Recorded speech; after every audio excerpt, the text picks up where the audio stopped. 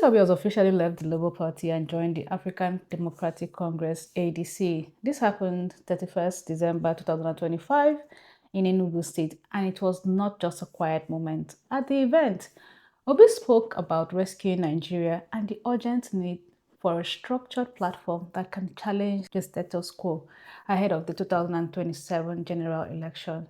So, Obi wasn't talking about personal ambition here, he was talking about strategy, about political reality.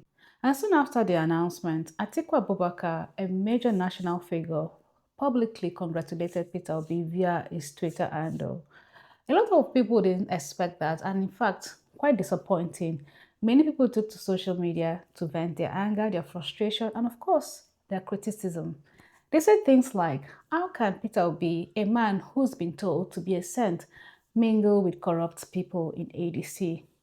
They also ignored the fact that those critics themselves have never held Tinubu responsible for making controversial choices, like even recently appointing individuals with serious corruption allegations into powerful positions, or even placing figures like Yaya Bello on Reconciliation Committee.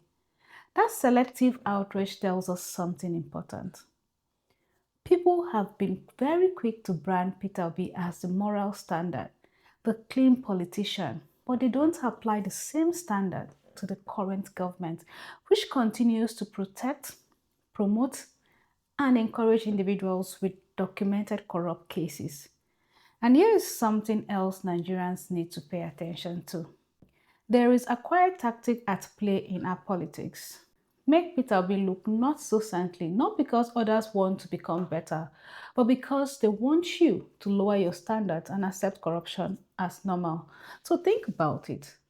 Instead of politicians trying to prove that they are credible, they spend more time trying to convince you that Peter Obi is not as clean as you think.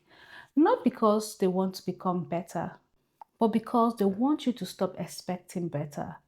Meanwhile, the same people defending those in power have never questioned why individuals with heavy corruptions are still being placed into key committees and reconciliation teams if this administration cared the slightest about reputation. And when he moves to another party, they rush to say, oh, look, he's unstable, he defects too much.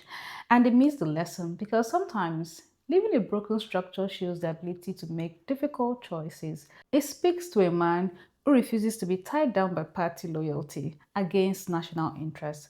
So instead of pretending everything is well in a party that is dysfunctional, he chooses to make a real difficult choice. And this is why Nigerians must be careful.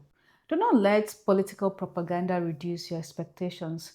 Do not let anyone convince you that corruption is acceptable while they demonize the one person trying to build an alternative. This nation is struggling with institutional decay. We see attempts to bypass legislative oversight on constitutional amendments, and we see creeping slide towards more centralized power. If this continues unchecked, Nigeria risks moving closer to countries like Equatorial Guinea, Cameroon, Uganda, and the rest of other countries where constitutional changes are executed without democratic consent. And of course, gradually shrinking political space until one political party or one ruler dominates. And that is where the real threat to our democracy begins, not Peter Obi joining a party and trying to build new alliances. Which brings me to the core of this message. If nothing else, Nigerians should be relieved, not mournful, that we now have a visible and structured opposition. Why? Because a democracy without a functioning opposition is not a democracy, it is a monologue. And that's exactly what we are seeing now. Not because this is perfect, nothing in politics ever is, or not because every person in ADC is a saint, they are not, but because a visible, functioning opposition is better than a fragmented, invisible one. So ask yourself, would you rather have a silent political landscape where the ruling party speaks unchallenged, or a landscape where ideas, strategies, and alternatives are at least on the table for Nigerians to see, debate, and choose from? It is a truth at a time. Take care and have a nice day.